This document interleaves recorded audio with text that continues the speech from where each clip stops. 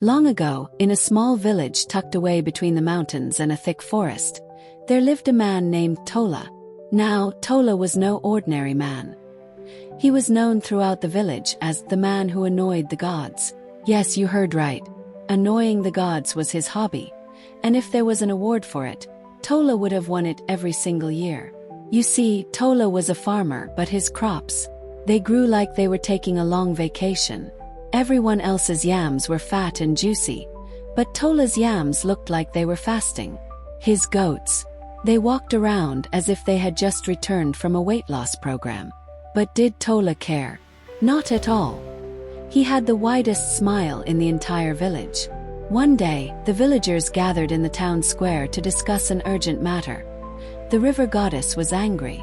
No rain had fallen for months, and the crops were withering. The elders, with their long beards and even longer stories, decided that a sacrifice must be made to appease the goddess. "Who will go to the river and present the offering?" the chief asked. The villagers looked at each other and then, as if rehearsed, they all turned to Tola. Of course, who better to send to annoy the goddess than the one who had annoyed every god known to mankind? Tola, being the cheerful fellow he was, agreed to go. He grabbed a basket filled with fruits, yams, and a chicken that looked as if it was counting down its final moments. "Don't worry," Tola said to the chicken. "I won't let them cook you. I'll just tell the goddess you're on a diet." As Tola made his way through the forest, he whistled happily. Not a single worry in the world. Suddenly, he heard a voice whispering, "Tola, Tola." He stopped, turned around and saw nothing. Just trees, leaves, and a curious squirrel watching him like he was the main act of a comedy show.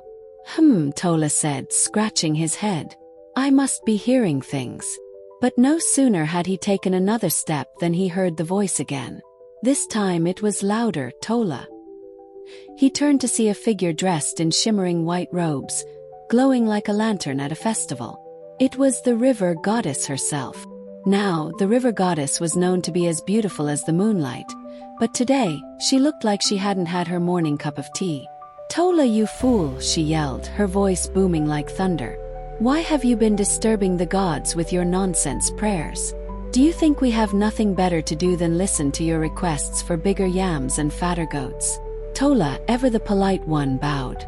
"Oh, great goddess, I simply wanted to remind you that my yams could use some divine intervention. I mean, look at them, they're not even fit for yam porridge." The goddess was not amused. "You and your yams. The gods are tired of hearing about your shriveled vegetables and lazy goats. Today, I've decided we shall no longer listen to your prayers." Tola's eyes widened. Wait. I'm being banned from praying. Just like that. "Yes," the goddess snapped her fingers, and the sky above them darkened. "From this day forward, the gods reject you, Tola. No blessings, no miracles, no divine favors. You shall live your life on your own." Tola stood there for a moment, scratching his chin. "So, let me get this straight. I don't have to pray anymore. No more offerings. No more fasting or midnight vigils." "Yes, exactly," the goddess roared. A huge grin spread across Tola's face. "Well, thank you, oh great goddess. You've just saved me so much time. Now I can sleep in on Sundays." The goddess was taken aback. This was not the reaction she expected. "Do you not understand the seriousness of this curse?" she asked, her eyes narrowing. "Oh, I understand," Tola said, nodding. "But let's be honest, even when I prayed, nothing much happened anyway. So really, I'm just saving myself some trouble." The goddess, thoroughly confused, decided to leave before she lost her divine temper. "Very well, Tola. Go back to your village. Let them know that the gods have rejected you." And with that, she disappeared in a puff of mist. Tola happily skipped his way back to the village. When the villagers saw him, they crowded around, eager to know if the sacrifice had been accepted. "Well," Tola said, "I have some good news and some bad news. The bad news is, the gods have officially rejected me." The villagers gasped. "Tola, what did you do?" the chief asked, clutching his staff. "I might have annoyed the goddess a little," Tola shrugged. "But the good news is, I don't have to pray anymore." I'm free as a bird." The villagers were horrified. They believed Tola's misfortune would bring bad luck to them all. They decided to keep their distance from him. From that day on, Tola became the village outcast. But did Tola mind? Not one bit. With all the time he saved from not having to pray, he started experimenting with his crops. He used strange techniques like talking to his yams and singing to his goats. At first, the villagers laughed.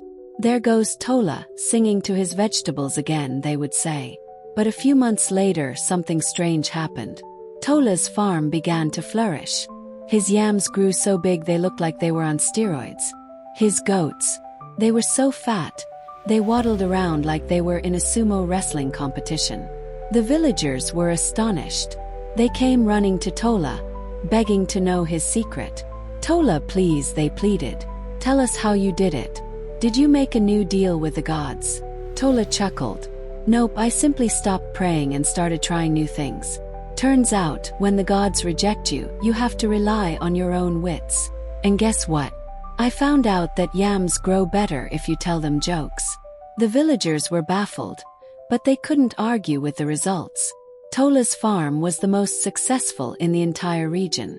Soon, the news spread to neighboring villages, and people came from far and wide to learn from Tola, the man who had been rejected by the gods but had found his own way to thrive. Years passed, and Tola became wealthy beyond imagination. The villagers, who once shunned him, now respected him as the wisest man in the land.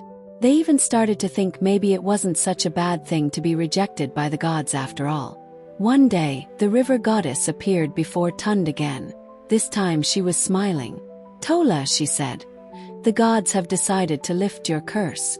You may now pray for blessings once more." But Tola simply laughed. "No need, O great goddess.